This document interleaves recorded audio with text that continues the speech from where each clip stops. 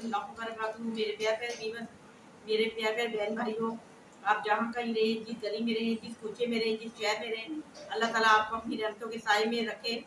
मैंने कर दिया है वीडियो का आगाज़ और आपने रहना है मेरे साथ साथ। तो साथ रहने वाला तो पहले व्यूअर्स चला गया, और मैं जिस दुख के हालत में वीडियो बना रही हूँ वो मेरा अल्लाह ही जानता है कि मैं किस तरह बैठी हुई हूँ। और मुझे नहीं पता था कि एक दिन आसिफ छोड़ के मुझे इस तरह चले जाएंगे। अपने आप को फिर मजबूत किया इस वजह से कि मुझे उठना है। और कहते हैं कि तेरे बिना यूं घड़ियां बीती जैसे सदियां बीत गई हो।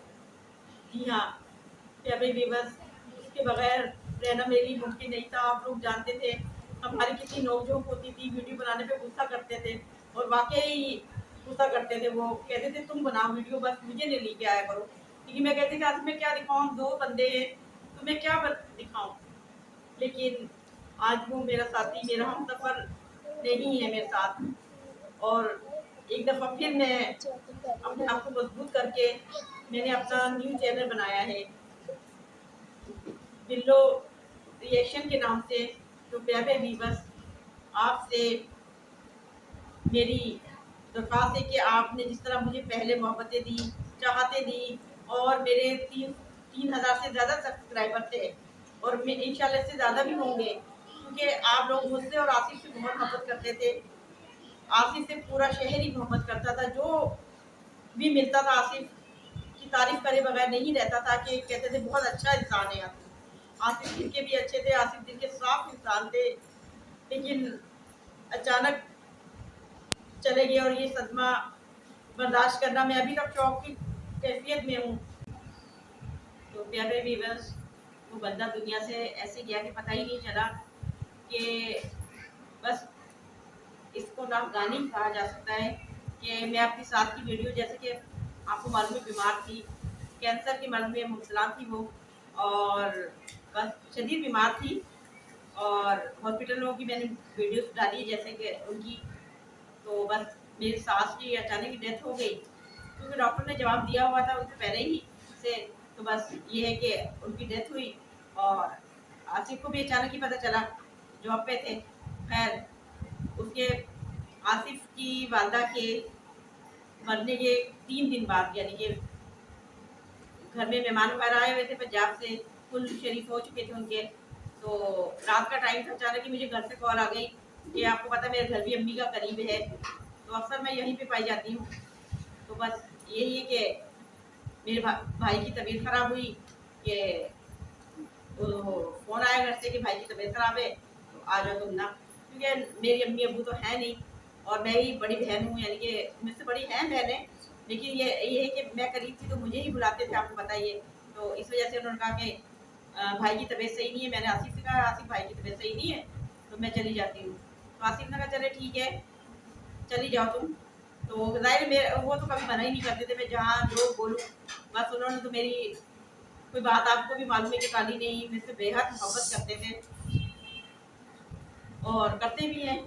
तो अभी ये दुनिया में नहीं है, लेकिन मुझे यकीन है कि वो मुझसे अभी भी मोहब्बत करते हैं।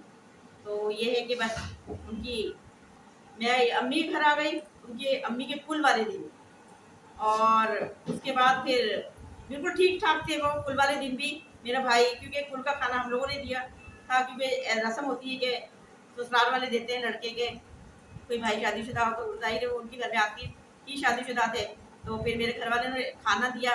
तो मेरा भाई उस 1 घंटा पहले उनसे देग लेके आया है, उनकी अम्मी की जो दिया था खाना, तो वो देग लेके आया घर में। तो मैंने कहा आसिफ क्या कर रहे थे, कह रहे खड़े हुए थे, कह रहे नमाज पढ़ने जा रहा हूँ। मैंने कहा अच्छा। तो मेरे आसिफ की फ़ोन आया है, कॉल आई है कि कहने लगे कि मैं तुम्हें लेने आ रहा हूँ। मैं खाना खा रही थी, मैंने कहा मैं खाना खा लेती हूँ। कह रहे तुम खा लो, मैं भी आके खाता हूँ। बस मैं आपको ना नमाज़ पढ़ के, और आपको पता है 5 वक्त की नमाज़ पढ़ते थे अल्हम्दुलिल्लाह, एक पक्के सच्ची मुसलमान थे, और नमाज़ 5 वक्त की पढ़ते थे। तो बस वो नमाज़ पढ़ने गए हैं, मगरिब की नमाज उन्होंने पढ़ी है, और उसके बाद 10 मिनट बाद, ज़ाहिर इतना ही फासला है हमारे घर का, 10 मिनट बाइक पे आना हो तो 10 मिनट से 7 मिनट से 10 मिनट का टाइम लगता है। तो फ़ौरन ही आ जाते थे। तो सब कह रहे हैं कि ये लोग मज़ाक कर रहे हैं कि आसिफ भाई लगता है कि आ ही नहीं, लगता है मेहमानों में ज़्यादा मसरूफ़ है। तो मैंने कहा नहीं ऐसी बात नहीं। मैंने कहा नहीं, हाँ ये तो है कि आ तो जाते हैं वो पूरे, जैसे मैं कॉल करती हूँ कि आसिफ आ जाओ तो फ़ौरन आ जाते हैं। तो मगरिब हुए अपना 15 मिनट हो चुके हैं, आए नहीं।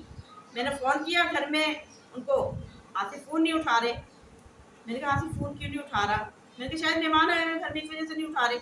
तंग आके फिर मैंने कहा 20 मिनट जब गुजरे तो मैंने कहा कि उनकी सिस्टर को करती हूँ फ़ोन।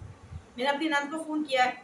मैंने कहा कि आसिफ अभी तक लेने नहीं आए, क्या बात है? फ़ोन नहीं उठा रहे, चार्जिंग पे लगा फ़ोन। उन्होंने कहा कि नहीं चार्जिंग पे तो नहीं है। आसिफ भाई को तो भाभी आप कहाँ हैं? आप तो भाई को तो हॉस्पिटल ले गए।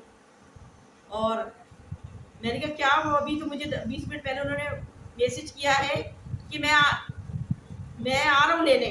तो क्या हुआ उनको? कहते पता नहीं क्या हुआ, बस वो हॉस्पिटल ले गए। बस फिर मुझे नहीं होश रहा कि मैं कहाँ हूँ। और कभी हॉस्पिटल तो वो सोच भी नहीं सकती थी कि हॉस्पिटल तो उनको बुखार भी हो जाता था, जितना भी वो कभी हॉस्पिटल नहीं गए। अचानक ही फिर उनको हॉस्पिटल मैं गई हूँ अपने भाई और भाभी के साथ। तो बस मेरे दिल में कुछ होने लगा कि बस क्या हो गया आसिफ को। फ़ौरन मैं गई हूँ हॉस्पिटल, हमारे करीबी शमसी हॉस्पिटल है। मेरा एक कदम बाहर था और एक कदम मेरा अंदर था।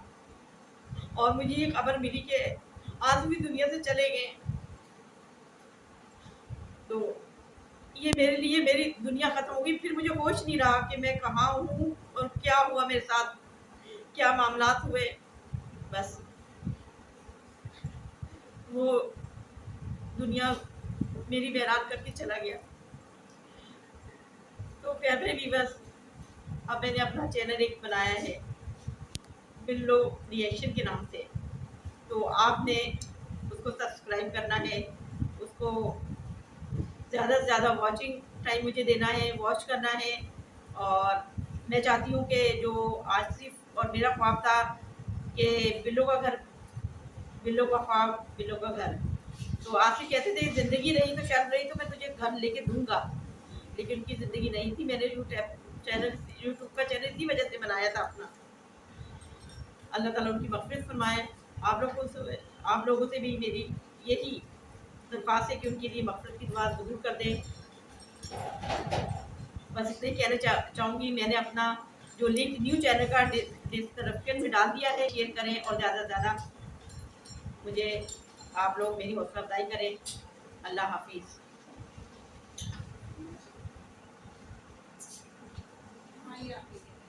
चल ये पापा को देखा, पापा नहीं कहते ना।